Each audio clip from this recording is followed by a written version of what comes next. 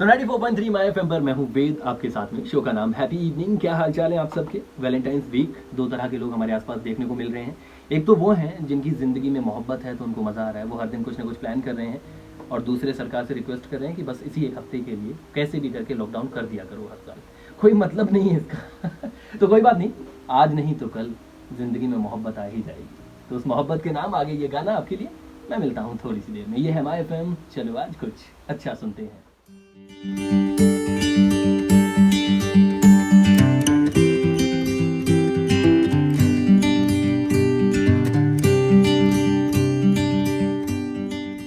जी, नमस्कार। मैं गौरव दुबे एक बार फिर आपके सामने उपस्थित हूं और इस वक्त हम आ चुके हैं ये ऐसे व्यक्ति के पास जिनके बारे में मैंने अभी आपको बताया था। नाम से उनके वाकिफ हैं आप, उनकी आवाज़ से भी वाकिफ होंगे, लेकिन बहुत कम ऐसे लोग होंगे जिन्होंने उनको देखा होगा। तो इस वक्त मेरे साथ मौजूद हैं आरजे वेद, और उन्हीं के अंदाज में मैं इस समय यहाँ पे एक रेडियो जॉकी के अंदाज में अभी आपके सामने मैं बोल रहा था। तो आज मैं बहुत कम बोलूँगा, हालांकि बोलने का शौक है, लेकिन आज जो मेरे साथ हैं वो मेरे उस्ताद हैं, मेरे गुरु हैं तो बिल्कुल मेरे बड़े भाई जैसे हैं। तो वेद भाई, कैसे हैं आप? बहुत ही अच्छा। सबसे पहले तो गौरव भाई बहुत बहुत शुक्रिया। मतलब आमतौर पर ऐसा होता है कि मैं टेबल की इस तरफ होता हूँ, हाँ। मैं दूसरों से पूछता हूँ कि आप कैसे हैं जी। आपका स्वागत है। अब मुझे कोई बोल रहा है कि आपका स्वागत है तो मैं ये माइक आपकी तरफ कर देता हूँ अच्छा, क्योंकि ये इस पूरा अधिकार तो आप ही का है। तो अल्टीमेटली ये रोजी रोटी है। हाँ, रोजी तो रोटी। मतलब मैं हमेशा ऐसे सोचा करता था जब मैं कॉलेज में था। तो ये सोचता था कि सब लोग तो कुछ ना कुछ कर रहे हैं, जी। मैं क्या करूँगा। तो मैं सोचा कोई ऐसा करियर है कि जहाँ सिर्फ ऐसे बातें करते रहो, मजाक करते रहो, उसमें पैसा मिल जाएगा, कौन नहीं होगा। हाँ। और अब है जी। कि मतलब सिर्फ बातें करने के पैसे मिल रहे हैं। तो मुझे खुद को कभी कभी लगता है कि यार सही में यार, मतलब इन लोगों को किसी ने भी बताया नहीं है कि बातें करने के पैसे नहीं देने। अच्छा। इतना तो काम करते भी नहीं है जो ये पैसे दे देते हैं। बिल्कुल। अच्छा, मगर इस बारी जो अभी आपने जो बात बोली, ये बात उन लोगों को बहुत ज़्यादा खुश कर देगी जिनको लगता है कि वास्तविकता में इसमें मतलब हो सकता है कि ऐसा कुछ हमें ज़्यादा नहीं है इससे बातचीत करने का। वास्तविकता तो इससे अलग हटके है। ये बातें बड़ी मुश्किल से की जाती हैं। कुछ इस बारे में बताएं थोड़ा। देखो क्या होता है कि पापा जब तक घर के मुखिया होते हैं ना, तब तक ऐसा लगता है कि सब कुछ बहुत बहुत आसान है सब कुछ। हाँ। वो हमें पैसे नहीं देते हैं, वो हमें फ्रीडम नहीं देते हैं। जब हम घर के मुखिया बनते हैं तो हमें पता चलता है कि नहीं, उतना आसान भी नहीं है। तो वो एक कहावत है ना कि दूसरों के हाथ में फावड़ा हमेशा हल्का ही लगता है। तो वैसा ही कुछ है कि सिर्फ बातें करनी है, बट प्रॉब्लम ये है कि आप रोज़ाना किसी इंसान से किसी एक पर्टिकुलर टाइम के लिए मिलते हो तो वो इंसान आपसे बोर हो जाए। आप सालों तक एक ही कमरे के अंदर अकेले बैठ कर के बात कर रहे हो, क्या बात करोगे जो रोज़ आपको सुने लोग। बिल्कुल। तो वो मेहनत जो है कि यार मुझे ऐसा तो नहीं है कि मैं अपनी अपनी बात कर रहा हूँ, मैं अपनी ज़िंदगी का बता रहा हूँ। लोगों को ऐसा लगेगा मुझे क्या मतलब, तेरे घर पे लौकी बनी थी उससे। हाँ। तो यहाँ पर बात भी वो हो जिससे सब लोग कनेक्ट फील कर पाए। कनेक्ट फील करता है कि मैं बैठ करके बताऊंगा कि यार मेरे घर पर रंगाई पुताई का काम चल रहा है तो कोई मतलब नहीं है। लेकिन अगर मैं बैठ करके ये बोलूँगा कि यार जो ये कपड़े सुखाने की क्लिप होती है, ये टंगे टंगे कहाँ गायब हो जाती है, ये भी सीबीआई को पता लगाना चाहिए। हाँ। तो ज़्यादातर लोग इससे शायद रिलेट कर पाएँ कि यार ये तो हमारे यहाँ पर भी होता है। हाँ। कि हम खरीद करके लाते हैं, टंगी रहती है और अचानक से कहाँ गायब हो जाती है पता नहीं चलता। तो ये वो आरजे वाली बात है। ये वो बातें हैं कि आप एग्जैक्टली क्या ऐसा कंटेंट दे रहे हो लोगों को। Okay. क्यों सुने लोग आपको। अच्छा, हम मतलब आपके बारे में भी बात करेंगे इस इंटरव्यू के अंदर, और जानेंगे मतलब किस तरह की आपकी लाइफ रही, किस तरह से पूरी जर्नी रही। एक बड़ी बोरिंग चीज़ रहती है जो आपने भी फेस करी होगी और मैंने भी फेस करी, और मेरे बाद जब स्टूडेंट्स वो भी फेस करते हैं, वो होता है थ्योरी क्लास। जो थ्योरेटिकल नॉलेज है ये हमेशा बोर करती हुई है। कोई आपका एक एक्सपीरियंस है? पहले मैं ऐसे ही पूछ लूँ, थ्योरी क्लासेस वगैरह का। मैंने अगर क्लासेस अच्छे से ली होती तो मैं आरजे क्यों बनता फिर। अच्छा, चलिए ये भी बड़ी अच्छी बात है। बड़ा जो आपका अंदाज है बड़ा हमें हर बार पसंद आता है। तो हम यहाँ पर आज की जो थ्योरी क्लास है ये आप लेंगे बच्चों की। हाँ। और थ्योरेटिकल जो नॉलेज है बड़ी कैजुअल वे में आज आप हमें बताइए कि क्या चीज़ें हैं। ये मुझे बड़ा अजीब अटपटा लग रहा है। पहले तो यहाँ पे ये 3-4 चीज़ें हैं, मैं तो खुद सोच रहा हूँ ऐसा लग रहा है कि अभी एरोप्लेन उड़ाने वाला है। तो ये बड़ा ही फैसिनेशन होता है जब आप इस फील्ड के बारे में जानना चाहते हैं। या फिर आप इसमें अपना करियर बनाना चाहते हैं। तो जब मैं रेडियो के लिए ट्राई कर रहा था तो मैंने इस सेटअप का कवर फोटो लगाया हुआ था फेसबुक पर। ओके।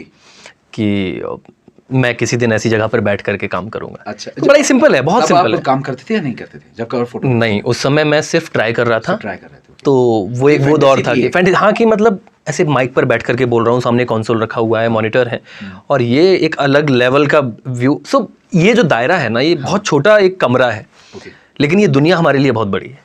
कि यहाँ पर सिर्फ आरजे रहेंगे, उसके अलावा कोई नहीं आएगा। पूरी टीम का कोई नहीं आएगा। तो ये हमारा वो एक कंफर्ट जोन है जो हमें हम रहने देता है। सही बात है। तो मुझे बहुत पसंद है ये पर्टिकुलर जगह। तो सबसे पहले माइक, सेटअप क्या रहता है मतलब basic? हाँ माइक है, बेसिक नीड है, इसके बिना तो मेरी आवाज़ जा ही नहीं सकती। Okay. माइक के बाद में यहाँ पर ये इसको कंडेंसर माइक होता होगा। हाँ कंडेंसर माइक है और इसके अलग अलग टाइप होते हैं। सो ये आरजे माइक है नॉर्मल, Okay. वॉइस ओवर के लिए अलग माइक है। ये आरजे माइक, अब इसका So, कुछ डेफिनेशन क्यों है, स्पेशलिटी क्या है? इसमें ये नॉर्मल माइक है, ये सिर्फ आपकी आवाज़ रिकॉर्ड करेगा। ओके। जो वॉइस ओवर वाले माइक हैं या फिर जो और सिंगिंग वाले माइक हैं, अच्छा। उनके साथ में थोड़ा सा छेड़छाड़ की जाती है, रिवर्ब वगैरह डाला जाता है, तो वो उसके लिए। और इसमें क्या है कि ये लगा हुआ है, हमें सिर्फ और सिर्फ ये है कि मुंह से निकलने वाली हवा इसके अंदर ना जाए। इसको ये जो इसका कवर इसीलिए लगाया गया है ताकि जब हम बोलते हैं तो कई बार ऐसे जो आवाज़ आती है ना वो कानों में लगती है। फा है हाँ है ना? तो वो उसको रोकने के लिए तो इसमें ज़्यादा दिमाग हालांकि है ये भी एक सर्टेन कॉस्ट के, बट इनके ज़्यादा मुकाबले ज़्यादा महंगे जो हैं वो जो प्रोमो प्रोड्यूसर्स वाले हैं, वॉइस ओवर्स वाले हैं या फिर सिंगिंग जो भी सिंगर्स हैं उनको रिकॉर्ड करने वाले वो होते हैं, उसके लिए कंपेटिबिलिटी। राइट। तो ये है हमारा कंसोल। ओके। तो कंसोल का चाहूँगा आप कंसोल एक बार यहाँ पे दिखाएं। जी। तो इसका जो भी कभी आप ऐसे सुनते हैं कि जब आरजे बोलता है कि अपनी जो भी बात करिए और उसके बाद में जो एकदम से बोल देता है आरजे की और थोड़ी सी देर में ये वाला गाना, तो ये इसी से मैनेज होता है। अच्छा। सो बेसिकली यहाँ पर अलग अलग ये जो फेडर्स हैं इनको फेडर्स बोलते हैं, ये जो इनको फेडर्स बोलते हैं। ये अच्छा। तो ये आपका वॉल्यूम कम ज़्यादा करने के लिए ओके ओके। ये दो हैं, ये माइक के हैं, ये भी माइक के हैं। तो ये आरजे माइक के हैं, ये दो गेस्ट माइक के हैं। जब हम इंटरव्यू करते हैं तो उनकी वॉइस इसमें रिकॉर्ड होती है, वो हम इससे कंट्रोल करते हैं। तो मतलब म्यूजिक जो चलना है उसका फेड आउट फेड इन इससे होगा, सब यहीं से होता है, आरजे का भी और सब गेस्ट वगैरह आए हैं टोटल टेलीफोनिक लाइन, टीवी सामने लगी हुई है, कभी टीवी से सीधा फीड देना है वो भी इसी से जाएगा। कोई भी काम है टीवी से फीड देना है मतलब। सो कभी कभी क्या होता है, जैसे कुछ चीज़ें, जैसे पीएम साहब की मन की बात है, ओके। वो मन की बात रेडियो पर आपको लाइव करना है। हाँ। तो वो मन की बात सीधा रेडियो पर लाइव नहीं होती है, वो टीवी के थ्रू लाइव होती है। मैं नहीं समझ पा रहा। तो डीडी नेशनल पर मन की बात चल रही है, अच्छा ठीक है, वो ब्रॉडकास्ट कर रहे हैं वहाँ पर, उसका फीड सीधा हमने रेडियो पर अच्छा, जो टीवी पे ब्रॉडकास्ट हो रहा है उसको वो लाइव चला दिया। एग्जैक्टली। तो ऐसे जब इंपॉर्टेंट मैसेजेस होते हैं ना कुछ जो गवर्नमेंट के जो पब्लिक तक पहुंचाने हैं और लाइव पहुंचाने हैं, तो उनको इस तरीके से पहुंचाया जाता है। एक सवाल इसमें मेरा आ रहा है, टीवी पे जो भी दिखाया जाता है, क्योंकि टीवी है विजुअल और ऑडियो दोनों मीडियम है, हाँ। उसमें कई चीज़ें विजुअली दिखा देते हैं, ऑडियो उसमें होता नहीं। और अगर हम रेडियो स्टेशन की बात की जाए, इसमें आप विजुअल्स को भी ऑडियो के जरिए समझा रहे हैं, तो जब आप डायरेक्ट उससे टेलीकास्ट कर देते होंगे, कई ब्लैंक जगह चली जाती होंगी। नहीं, तो उसमें होता है क्या है कि दो तरह की चीज़ें होती हैं, एक होता है संबोधन और एक होता है नाटक। ओके। तो जब आप किसी सीन के हिसाब से कुछ चीज़ को रिकॉर्ड करते हो तो उसमें विजुअल इम्पैक्ट करता है कि आपने जो दिखाया वो मिस हो गया। सपोज आपने कोई चीज़ उठा के रखी, अब ये तो आप ऑन एयर कैसे दिखाओगे कि आपने उठा के रखी है चीज़। परफेक्ट। लेकिन जब आप किसी से बात कर रहे हो, संबोधित कर रहे हो किसी को, तो आप सिर्फ बोल रहे हो, आपके एक्सप्रेशंस भी उतने मैटर नहीं कर रहे हैं। ऑल्सो मन की बात एक रेडियो शो ही है जो टीवी पर भी आता है। सही बात है। तो वो क्योंकि सिर्फ बोलते हैं वन वे, तो वो एज इट इज चला जाता है। वो एज इट इज चला है। और इसके अलावा आप कुछ इसमें बताया हमें, मतलब जैसे फेड इन हमने इसमें देखे, इसके अलावा भी और कुछ होते हैं इसमें? तो जितना भी काम है, जब हम लोग लाइव जाते हैं, सो कई एक बार क्या होता है, कुछ चीज़ें यहाँ पर रिकॉर्डेड होती हैं जो आरजे रिकॉर्ड करता है, कुछ चीज़ें होती हैं जो लाइव होता है कि हम लोग बात कर रहे हैं और सीधा वो रेडियो पर जा रही है। वो भी सब यहीं से होता है। अगर आप देखेंगे तो ये जो रेड कलर के दो हैं, बाकी ग्रीन और दूसरा कलर है ये, तो जो भी कुछ आप इस पर बोलेंगे या फिर जो भी कुछ प्ले करेंगे वो सीधा रेडियो पर जाएगा लाइव। अगर ये रेड अगर इन दो के अलावा, सो ये दो ओपन है क्योंकि इस वक्त जो ऑन एयर जा रहा है ये उसके लिए है। इस वक्त रेडियो पर चल रहा है ये गाना। अच्छा, ये चल रहा है, अपन ने सुना। हाँ, जो भी सुना, तो ये उसके लिए होता है। इसको हम पीजीएम बोलते हैं। पीजीएम मतलब जब अगर इसको आपने ऑन कर दिया तो जो भी कुछ आप इस पर कर रहे हो, प्ले कर रहे हो, बोल रहे हो, सीधा रेडियो पर जाएगा। तो उस चीज़ का बहुत ध्यान रखना पड़ता है कि कभी हम कोई इंटरव्यू ऐसे लाइव ना रिकॉर्ड करें, या किसी को हम आरजेस के अलावा किसी और को लाइव जाने की परमिशन नहीं होती, क्योंकि यू नेवर नो। रेडियो के साथ में ये है कि बहुत सारे रूल्स रेगुलेशंस हैं कि आप ये नहीं बोल सकते, आप ये नहीं कर सकते, आप पूरा आपके वचन ही शासन है। हाँ, मतलब ये पूरा कंट्रोल है कि यार अगर थोड़ा सा मुंह से कुछ एक शब्द भी निकल गया ऐसा, वो आपका करियर भी खत्म कर सकता है और आपके ब्रांड की रेपुटेशन भी खत्म कर सकता है। तो उन चीज़ों का थोड़ा सा ध्यान रखना पड़ता है। सामने ये मॉनिटर है, मॉनिटर पर RCS ये एक सॉफ्टवेयर का नाम है, एक अमेरिकन सॉफ्टवेयर है ये। ओके। तो RCS maximum radio stations, in fact सारे रेडियो स्टेशंस यही यूज़ करते हैं, RCS। RCS। तो इसका एक चार्ज होता है मंथली, वो हम लोग पे करते हैं उस कंपनी को। एंड देन ये बहुत स्मार्ट सॉफ्टवेयर है कैसा ये। क्या इसमें मतलब सेटअप रहता होगा कुछ? तो ये सॉफ्टवेयर ऐसा है कि आप इधर देख रहे हैं, ये पूरा का पूरा 1 आवर का एक लॉग है। ओके। तो यहाँ किस सेकंड पर क्या प्ले होना है वो सब कुछ डिटेल आपको मिलेगी। अभी ये जा रहा है, इसके बाद में ऐड चलने वाले हैं, आगे गाना आने वाला है तो कौन सा गाना आने वाला है, थोड़ी देर के बाद शिवल्ली बजने वाला है, तो ये हमारे सामने। तो क्या क्या चलने वाला है वो सब हमारे सामने पूरा एक लॉग होता है, हमें सब पता होता है। गाने सुन सुन के बोर हो जाते होंगे? लोग बोर होने के बाद गाने सुनते हैं, अच्छा, एंटरटेन होने के लिए। तो गाने सुन के बोर नहीं होते। और मेरे साथ में ये है, मैं जब रेडियो में नहीं भी था तब से आँख खुलने से लेकर के आँख बंद होने तक म्यूज़िक रहता था साथ में। ओके। कुछ करना हो मुझे बैकग्राउंड में म्यूज़िक चाहिए। अभी भी मैं ड्राइव कर रहा हूँ, मैं घर पर बाथरूम में भी म्यूज़िक होता है। तो मेरे साथ में थोड़ा सा अलग केस है कि मैं बिना म्यूज़िक के मुझसे कुछ नहीं होता। गाने का शौक है आपको? नहीं, मैं बहुत बेसुरा हूँ। अच्छा। म्यूज़िक पसंद करता हूँ मैं, मुझे अंडररेटेड म्यूज़िक बहुत पसंद है। कुछ ऐसे इंडी आर्टिस्ट हैं, कुछ ऐसे यूट्यूब, मैं ढूंढ के अच्छा म्यूज़िक सुनता हूँ। अच्छा। लेकिन गाना क्योंकि पॉसिबल ही नहीं है, मैं बहुत ही बेसुरा हूँ। भर में आप हज़ारों गाने, मतलब आपके अगर मंथली रिकॉर्ड देखा जाए कितने गाने आप सुनते हैं तो वो तो मतलब वो लिमिटलेस होंगे। कुछ आपका दिन फेवरेट कोई सा? हाँ, क्या बोल रहे थे वैसे आप? कुछ दिन पहले यूट्यूब का एक पूरा साल का रिकॉर्ड आया था कि आपने इतना गाना सुना है। सिर्फ यूट्यूब का था। Okay, okay. उस साल के 22 दिन मैंने गाना सुना है। अच्छा। मतलब अगर आप 12 महीने देख रहे हैं उसमें से 22 दिन कंटिन्यू सिर्फ गाना सुना है। ओके। अगर ओवरऑल टाइम को हम हाँ। करें तो ओवरऑल मतलब उसमें एक एवरेज है कि आपने हर दिन इतना इतना म्यूजिक सुना है। टोटल जो ड्यूरेशन मैंने उस साल में म्यूजिक सुना है, मतलब 22 दिन लगातार दिन रात दिन रात मैं इतना म्यूजिक इतना सुनता हूँ। म्यूजिक आपने सुना है। तो म्यूजिक के लिए तो एक अलग पागलपन है। और वो सिर्फ आपके यूट्यूब का है, यहाँ का तो फिर अलग यहाँ का अलग है, यहाँ का अलग है। या फिर मैं जब आ जा रहा होता हूँ तब भी रेडियो चलता है तो उसका अलग है। फेवरेट बाकी कौन सा है आपका? वो डिपेंड करता है, बहुत ही ऐसे आते जाते रहते हैं। अच्छा। तो टाइम मेरे साथ में एक प्रॉब्लम है कि मैं जब गाना सुनना शुरू करता हूँ और मुझे कोई गाना पसंद आता है तो मैं इतना सुनता हूँ उसको, 3-4 दिन तक सिर्फ वही गाना सुनूंगा मैं। अच्छा। और फिर वो सुनने का मन नहीं करता। अच्छा, हाँ, तो मैं इसी बात बोल रहा था कि बोर हो जाते हो। हाँ, मतलब उस पर्टिकुलर गाने से कि फिर एक लंबे समय तक नहीं। जैसे अली सेठी मुझे बहुत ज़्यादा पसंद है। अच्छा। अली सेठी एक पाकिस्तानी सिंगर हैं, बहुत ही कमाल का गाते हैं। चांदनी रात उनका जो है वो बहुत ही प्यारा है। मुझे बार बार आजकल मैं लूप पर सुन रहा हूँ उनका एक। इसके अलावा मुझे बार बार एक्चुअली अली सेठी का नहीं है, ये एक अलग सिंगर है उनका है, ये आजकल मैं सुन रहा हूँ। अली सेठी का अगर आपको याद हो, चन किथा गाना था एक, चन किथा गुजारी है, अब इंस्टा पर भी काफी ट्रेंड रहा था। मैं तो और सोच रहा था कि अभी मैं एक्टिंग करूं कि ना समझने की, कि आप थोड़ा एक आध मुखरा और नहीं मैं अच्छा गा रहे थे। अरे तो अब मैं मान गया कि तारीफ। वैसे कौन सा गाना था, क्या गाना ये था? चन किथा करके एक पाकिस्तानी, क्या बता मत कराओ यार। अच्छा। सिर्फ एक सिंगिंग एक ऐसी चीज़ है जिनमें मैं अंताक्षरी में भी चुप रहता हूँ। कि आप लोग कर लो यार, मैं बता देता हूँ कि यार ना पर आया 9 चूड़ियाँ गा दो यार। बस इतना है मेरा कंट्रीब्यूशन उसमें। अच्छा, इसके अलावा यहाँ पे मैं एक कीबोर्ड देख रहा हूँ। हाँ, ये कीबोर्ड का क्या रोल है? तो यहाँ पर अगर कुछ भी हमें सर्च करना है, XYZ कोई भी काम करना है, उसके लिए टोटल, तो ये जो 2 मॉनिटर्स लगे हुए हैं, ये सिस्टम ही है, नॉर्मल कंप्यूटर ही है। तो मतलब फरमाइशें वगैरह भी आपके पास आती होंगी? शो पर डिपेंड करता है। जैसे मेरे शो का टाइप नहीं है फरमाइश वाला, मैं और आजकल धीरे धीरे कम होता जा रहा है फरमाइश वाला।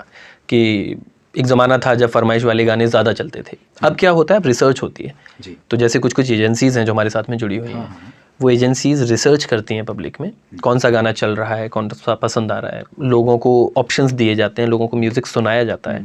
उस रिसर्च के बाद में एक रिजल्ट निकलता है कि ये गाने हैं, ये आजकल लोगों को पसंद आ रहे हैं। वो एजेंसी हमको बताती है, हमारी म्यूज़िक टीम एक डेडिकेटेड नोएडा में बैठती है, वो उनको लॉग में एक्टिव कर देती है। तो यहाँ पर इसमें हज़ारों गाने पड़े हुए हैं, लेकिन एक समय पर कुछ लिमिटेड गाने ही प्ले होते हैं। सपोज़ 800 गाने एक बार में हमने एक्टिव कर रखे हैं, तो वो 800 गाने ही प्ले होंगे और उनको हर हफ्ते रिफ्रेश किया जाएगा।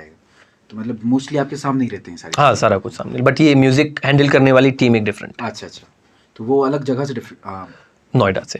ओके। तो जो मेन हेड ऑफिस होते होंगे, जो भी रेडियो स्टेशन हैं, वहाँ से ज़्यादातर कंट्रोल किया जाता होगा।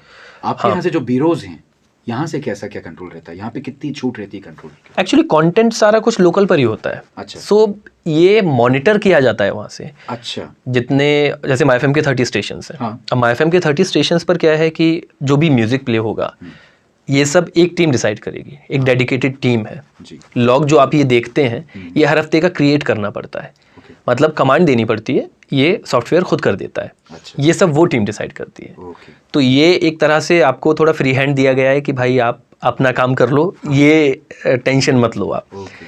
तो वो है कंटेंट का जो भी काम है, हाँ। शो में क्या जाएगा, आरजे क्या बोलेगा, या फिर एक्टिविटीज़ क्या क्या होंगी, ग्राउंड पर जाएंगे तो ग्राउंड पर क्या एक्टिविटी होगी, ये सब लोकल का रहता है कि वो डिसाइड करते हैं हम लोग कि हमें क्या करना है। अच्छा। कुछ समय पहले जैसे सिट डाउन कॉमेडी किया था, तो सिट डाउन कॉमेडी का 2nd सीज़न था।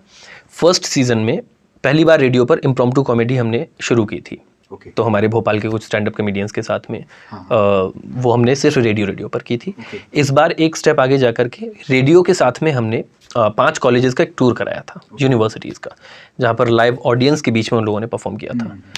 पहला एक्सपेरिमेंट था रेडियो की तरफ से, आज तक किसी रेडियो स्टेशन ने नहीं किया, and it was really nice कि मतलब अब ऐसा हो गया कि वो भोपाल में हुआ था, माई एफएम के बाकी सारे शहर अब वो ऑर्गेनाइज कर रहे हैं, अब वो कर रहे हैं। तो अब धीरे धीरे शायद ये चीज़ें ट्रेंड में आ जाएं कि ये अब शुरू होगा। तो इस तरह से ये जो चीज़ें हैं ये हम ही डिसाइड करते हैं। हाँ।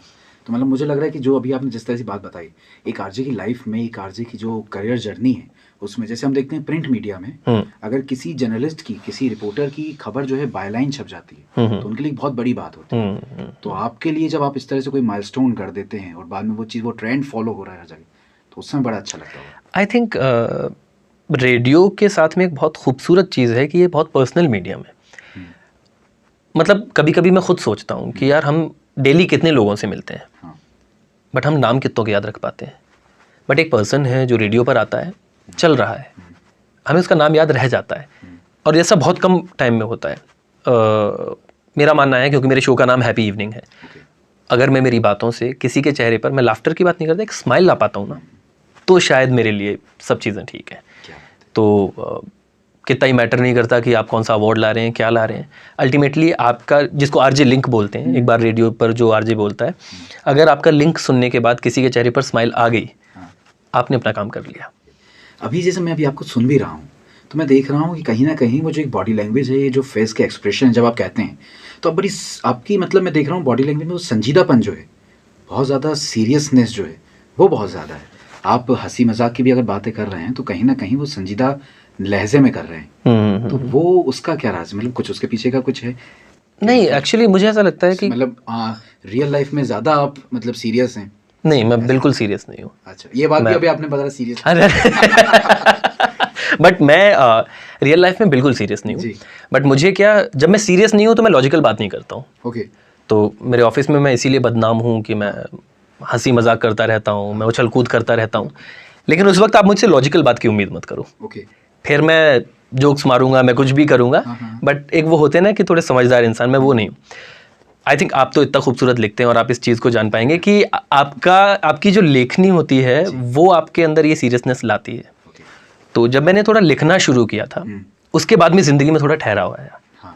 तो जब ठहराव आया तो एक और मुझे पता नहीं क्यों हमेशा ना ऐसी पर्सनैलिटीज़ बड़ी फैसिनेटिंग लगती थी जो ऐसे ठहराव वाली पर्सनैलिटीज़ है, कि सटल, ऐसे खबर दबर नहीं, एकदम बोला है और ये जोक मुझे नहीं भाता। वो कि वो मेरा काम है, वो मैं कर लूँगा। वो मैं 4 से 9 माई एफएम पर करता हूँ, इससे पहले जब मैं लोगों पर हूँ या स्टेज पर हूँ मैं तब कर लूँगा। आमतौर पर मैं ये हूँ कि ठीक है, ये वो पर्सनैलिटी है जिसको मैं इंजॉय करता हूँ कि यार आप मुझसे लाइव टॉक करो, आप मुझसे ऐसी बातें करो कि ज़िंदगी से जुड़ी हुई जो बातें होती हैं वो मेरे लिए फेवरेट टॉपिक है। तो ये शायद उसके बाद में आया है कि जब मैंने लिखना शुरू किया, थोड़ी समझदारी डेवलप हुई, तो थोड़ा ये वाला एक जो मैं वो होता है ना कि आप जैसा चाहते हो वैसे हो जाते हो, तो मैं चाहता था कि मैं ऐसी पर्सनैलिटी एक हो। आपने म्यूजिक में बताया कि आपके फेवरेट कौन है, तो अली साहब आपके फेवरेट हैं, और तो राइटिंग में कौन फेवरेट रहे? आई थिंक मुझे ये बड़ी ही अजीब चीज़ है। मतलब आमतौर पर क्या होता है कि जो लिखते हैं वो पढ़ते भी हैं। मैंने कभी पढ़ा नहीं है। मैं शायरी, पोइट्री में इसमें कभी नहीं रहा। अच्छा।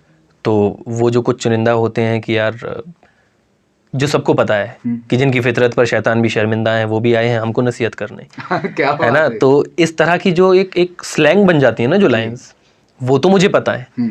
उसके अलावा अगर मैं कहूँ कि मैं फैज़ साहब का कुछ बता पाऊँ, मैं गालिब का कुछ बता पाऊँ, मैं मुनव्वर साहब का कुछ बता पाऊँ, मैं नहीं बता पाऊँगा, क्योंकि मैं पढ़ता नहीं हूँ। ओके।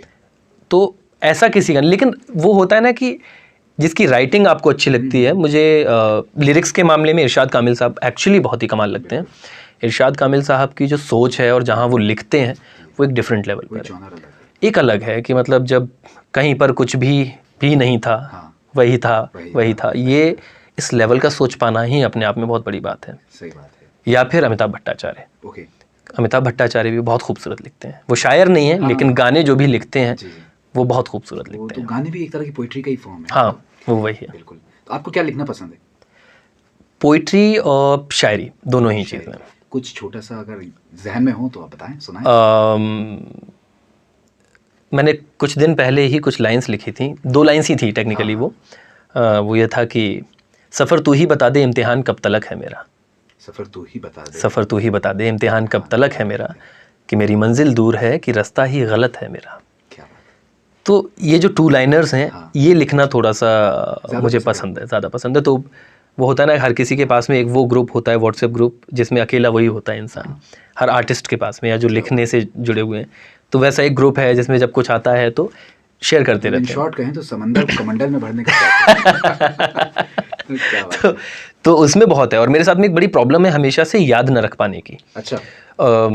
ये दिक्कत मेरे साथ भी बहुत है। मैं नाम नहीं याद रख पाता। सेम। मैं मिलूंगा किसी इंसान से, नाम बताएंगे वो, और मैं भूल जाऊंगा। तो अब जिस प्रोफेशन में मैं हूँ, मुझे बड़ी दिक्कत हो जाती है कि यार अभी तो मिले थे, और लोग एक्सपेक्ट करते हैं, फिर लोगों को लगता है कि यार बहुत एरोगेंट आदमी है यार, ये तो अपने आप में एटीट्यूड में। वो मेरी मजबूरी है कि मैं जब मिलता हूँ, 1-2 बार मिल गया तब तो शायद याद रहे, एक बार मिल करके मैं भूल जाता हूँ कि मैं मिला हूँ, मैं नाम याद। वो एरोगेंट नहीं, वो तो हमारी प्रॉब्लम है, एक तरह से प्रॉब्लम है, वो बड़ी दिक्कत हो जाती है। ये आपका कोई किस्सा होगा ना? मेरे घर पर शादी थी। तो शादी में क्या होता है कि बहुत सारे रिश्तेदार आते हैं और आप जिनको नहीं जानते होते हैं। तो अब एक बड़ा ही विचित्र, मैं यूपी से हूँ। अच्छा। और वहाँ पर अगर आपने बड़ों के पैर नहीं छुए तो आप बदतमीज़ हो। तो मेरी बुआ जी की शादी थी। हाँ, एकदम। तो मेरी बुआ जी की शादी थी और ऐसे बहुत सारे रिश्तेदार आए हुए थे। अब रिश्तेदारों को आप पहचानोगे कैसे? आप नई जनरेशन के हो, ज़्यादा मिले नहीं हो, बट वो आपको पहचानते हैं। अच्छा, ये उनका नाती है, ये उनका भतीजा है, ये उनका बेटा है। और वो उस बेसिस पर हमारे फादर या ग्रैंडफादर को जज करते हैं कि यार उनका तो बहुत बदतमीज़ है। तो मैंने एक चीज़ क्रैक की कि जो इंसान मुझे 2-3 सेकंड से ज़्यादा लगातार देखेगा, वो रिश्तेदार है, मैं जाके पैर छू लूँगा। तो शादी में मैं अप्लाई कर रहा था। थोड़ी देर के बाद मैंने एक और जने के जाके पैर छुए, तो कह रहे भाई साहब क्या कर रहे हो आप?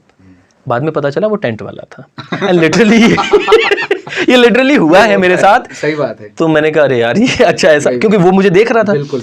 तो ऐसा ये फनी सीन हो जाता है। मैं मिलके भूल जाता हूँ कि यार कैसे याद रखूँ, पता नहीं उसका कोई शॉर्ट। तो मेरे साथ मेरी लाइंस का भी यही है कि मैं पूरी की पूरी पोइट्री लिख लूँगा, वीडियो बनाने के टाइम पर फिर मैं भूल जाता हूँ कि मुझे आगे क्या बोलना है।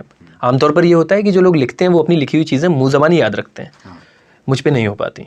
मुझे कुछ लाइंस जो ऐसी हैं जो मैंने कभी स्टेज पर बोली हैं, कभी कहीं बोली हैं, तो वो याद है, नहीं तो फिर भूल गया। फिर मैं पढ़ के ही बोलूँगा या फिर याद करके बोलूँगा। याद करने में बहुत मुश्किल होती है। अच्छा। बहुत। तो शायद इसीलिए मुझे थ्योरेटिकल एग्जाम्स आपको बड़े बेकार लगते हैं। हाँ, पता नहीं कैसे। चीटिंग करी आपने? करी है। बोर्ड एग्जाम में नहीं कर पाया, बट वैसे करी है। अच्छा। बहुत ज़्यादा नहीं करी। मैं पता नहीं, बड़ी मिक्स्ड पर्सनैलिटी। वो होता है ना कि भगवान पता नहीं क्या बनाना चाह रहा था, वो बिरयानी बनाना चाह रहा था, तहरी बन गया मैं। तो ये हुआ कि मतलब पढ़ने में बहुत ही सिंसियर था मैं। मैं अपने मोहल्ले में सबसे ज़्यादा पढ़ने वाला लड़का था। मैं अपनी एज वाले बच्चों को पढ़ा रहा था। मैं कॉलेज में भी बड़ा पढ़ाई लिखाई वाला बच्चा था। मैंने बैंक का एग्ज़ाम क्लियर किया रेडियो ज्वाइन करने से पहले, अच्छे मार्क्स। मैथमेटिक्स में मेरे हमेशा से 75+ मार्क्स रहे हैं। अच्छा, इस जगह के बारे में अगर और बात कर लें तो आपने हमें मतलब मिक्सर्स के बारे में बताया, यहाँ की चीज़ों के बारे में बताया, टेलीफोन भी रखा हुआ है यहाँ पे। हाँ, तो ये मल्टी लाइन टेलीफोन है। तो जब हम लोग कॉन्टेस्ट करते हैं या ऐसा होता है कि हमने कोई सवाल पूछा किसी से पब्लिक से ही, और हमने बोला कि आप कॉल करो, तो उनको हम एक नंबर बताते हैं और उस नंबर पर कॉल करते हैं। तो जितने ये बटन आपको दिख रहे हैं, रेड या फिर वाइट, ये सारी लाइंस हैं। अलग तरह का ऐसा सर्फिंग बोर्ड लग रही है। राइट, ये लाइंस हैं। तो ये मल्टीपल लाइंस हैं। तो एक बार में 8-8, 9-9, 10-10 लोग एक साथ कॉल करते हैं। तो एक साथ 10-10 लोगों का कॉल आ रहा होता है, ये सारी लाइन फुल रहती है जब कोई कॉन्टेस्ट ओपन करते हैं, बटन पे क्लिक करते हैं और तो एक से बात होने जिससे- लगती है। हाँ। तो ये होता है, और बाकी लाइंस पर भी कॉल जाता है। तो कभी बिजी नहीं बताता है, हाँ। कॉल सबका लगता है, बट ये एक हो जाता है ना कि यार फोन तो उठाते नहीं हो आप, हाँ। क्योंकि उस समय और लाइन पर बात चल रही होती है। इससे अच्छा तो फिर वो बिजी बता दे। हाँ, इंसान दोबारा तो करे। दोबारा तो करे। नहीं तो उनको लगता है फोन तो उठाया नहीं, पागल बना रहे हैं फालतू में बैठ के, कोई टिकट विकेट नहीं देना, कोई गिफ्ट नहीं जिताना। बट ऐसा फिर वो ये होता है कि कुछ लोग रेगुलर कॉलर भी होते हैं, उनको पता होता है।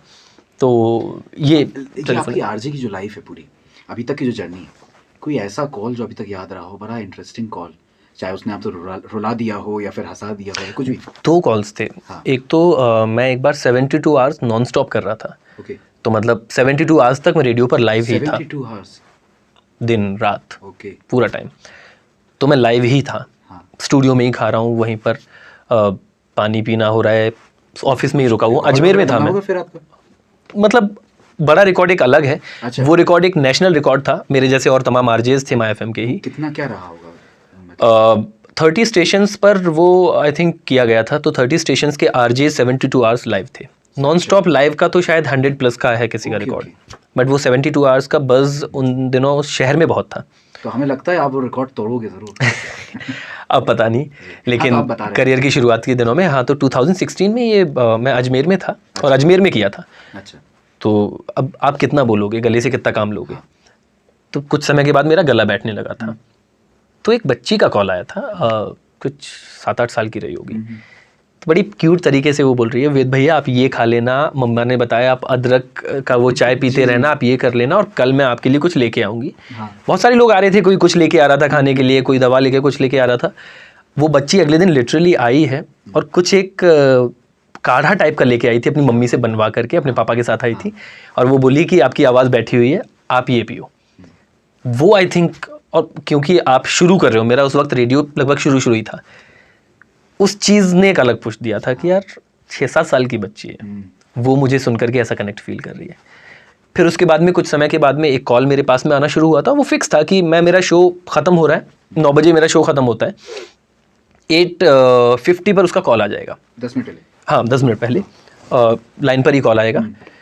उसको कुछ नहीं करना होता था, रोज़ाना बस आवाज़ सुननी होती थी, और ये बोल करके कि मैं बहुत जल्द रिश्ता लेके आ रही हूँ, सिर्फ ये बोल करके। अच्छा, फीमेल कॉल था? फीमेल कॉल था। तो शादी हो गई आपकी?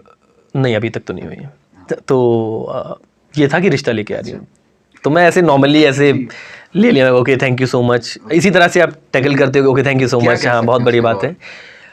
एक दिन सच में वो अपने पापा को लेके आ गई, ओके। और उसके पापा थे पुलिस में। अच्छा।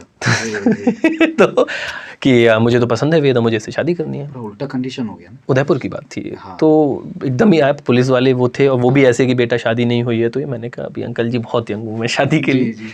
नहीं आप बताइए, आपके मम्मी पापा से मिलवाइए, हम वेट कर लेंगे, हाँ। हमारी भी लड़की अभी उतनी बड़ी नहीं है। हम्म, तो जैसे तैसे करके उनको समझाया कि नहीं अंकल जी, मैं उनको झूठ बोला, मैंने कहा मेरी क्या बचपन में फिक्स हो चुकी है, मैं ऐसी जगह से बिलोंग करता हूँ जहाँ पर ये मेरी आप 16 साल में belong से- शादी करा दी होती, मैं तो बड़ी मुश्किल से बचा हूँ, आमतौर पर बाल बाकी विवाह का लोग। बहाना बनाया। मैंने कहा मेरे आसपास के आप सब देखो, 2-2 बच्चे हैं उनके, हाँ। अब मैं क्या, अब घर से भाग गया तो मैं रेडियो में आ गया, ऐसे कुछ तो बहाना बनाया। मैंने कहा मेरी बचपन में फिक्स हो चुकी है। तो वो अभी सुन रहे होंगे बहाना? वो उदयपुर के थे। उदयपुर के थे? हाँ। तो हमारा वीडियो वहाँ पे भी पहुँचेगा। अब अगर वो सुन लें तो, और अगर वो अंकल जी मेरी शादी हो चुकी है, बचपन में ही मैंने शादी कर ली थी, और ऐसा नहीं था कि मैंने जानबूझ करके आपसे मना किया था, मेरा तो बहुत मन था शादी करने का, लेकिन किसी और को धोखा नहीं दे सकता, घर पे इंतजार कर रही थी कोई। इसको पहले वाला कटवा दे। तो बिल्कुल। एक चीज़ मेरे साथ बड़ी दिक्कत होती है, मैंने पहले भी आपसे इस बारे में बात करी है, ऑन कैमरा तो नहीं, अलग से बात करी, कि जैसे मैं कभी वॉइस ओवर वगैरह करता हूँ, तो जैसे मेरा घर है भोपाल में, सिटी में, और सिटी में ऐसा है कि सुबह इंसान चिल्लाते हैं, रात में जानवर। तो वो दिक्कत आपके साथ भी कभी कभी होती होगी? लॉकडाउन में पूरा लॉकडाउन में हुई होगी बहुत, मतलब लॉकडाउन में ऐसा था कि सब लोग घर से ही शोज कर रहे थे। हाँ। तो लिटरली भरी गर्मियों में हम लोग रज़ाई ओढ़ करके जी। रिकॉर्ड करते थे, ओके। क्योंकि आवाज़ न गूंजे। हाँ। और प्रॉब्लम ये थी कि आंटियों को भी उसी दौरान लड़ना था जब आपको रिकॉर्ड करना है। हाँ। उनको अपने पति को भी तभी गालियां देना था, कुत्तों को भी तभी भौंकना था, हाँ। नीचे किसी कुछ बेचने वालों को भी तभी आना था कि गाजर ले लो, मूली ले लो। तो जब मैं रिकॉर्डिंग करने जा, वो है ना कि जब आप लॉकडाउन में रिकॉर्डिंग करने चलते हो, सारी कायनात आपको उससे रोकने में लग जाती है, तो ऐसा कुछ हो गया था। तो वो तो घर पर बहुत बड़ी प्रॉब्लम, ऑब्जर्वेशन बहुत बढ़ गया होगा। हाँ, मैं फिर एक कुछ समय के बाद में ये हो गया था, मैं देखो ये आंटी जी चिल्ला रही हैं, हाँ। तो मैं उसको लेने ही लग गया। मैंने कहा अब देखो आपको भी पता है मैं घर से ही बात कर रहा हूँ Okay, आपसे। तो उसको आपने क्रिएटिव तरह से मैंने कहा हाँ यही बोल दिया, मैंने कहा मेरे पड़ोस में फिर से प्रॉब्लम हो गई। On air किया। और यही होता है, इसीलिए बोलते हैं कि पति पत्नी को एक छत के नीचे मत रखो आप, ज्यादा समय तक रखोगे ये देखो पीछे आवाजें आ रही हैं। Okay okay. तो लॉकडाउन किया है तो पति पत्नियों को अलग अलग करो पहले। हाँ। तो वो इस तरीके से मैंने लेना शुरू कर दिया था फिर कि चलो ठीक, अब कुछ नहीं कर सकते आप उन आवाजों को, तो ये नहीं। मेन एक अंदाज होता है आरजे का कि वो आरजे जो है मतलब अपनी जो लाइफ में जो आसपास में चल रहा है मेन, तो आप उसको पहले समझो, हाँ, ऑब्जर्व करो और उसको फिर अपना कंटेंट कैसे बना सकते राइट। हाँ मतलब बेसिकली तो आपको कंटेंट क्रिएट ही करना है। क्रिएट ही करना है। तो कई बार ऐसा होता है जब हम लाइव होते हैं और हम कोई शब्द गलत बोल देते हैं, हो जाता है कभी ऐसा होता है कि अटक जाते हैं, फंबल हो जाता है, तो उसको भी कैसे बैलेंस करना है वो इंस्टेंट उसी समय आता वो है। एक आपका कॉमन सेंस और हाँ आप कितने फोकस्ड हो उस समय में, उस चीज को लेके। बस। यहाँ पे सर किस तरह की मटेरियल यूज किया होगा वैसे? मतलब जो एकॉस्टिक मटेरियल यूज किया होगा? आई थिंक ये बहुत ही टेक्निकल सवाल पूछ लिया है। तो अब मुझे पता चला कि मुझे पता करना है, मैं माइफे वालों से पूछता हूँ पक्के से। आप मुझे पता दीजिएगा, क्योंकि मैं कमेंट में डलवा दूंगा। सो ये सारा कुछ रेडी हो ही जाता है। मल्टीपल चीज़ें हैं इसमें। अच्छा। कहीं पर थर्माकोल का भी इस्तेमाल किया गया है, अच्छा, अच्छा। कहीं पर थोड़ा सा वो जो acoustic materials आते हैं। हाँ मल्टीपल चीज़ें हैं। हाँ।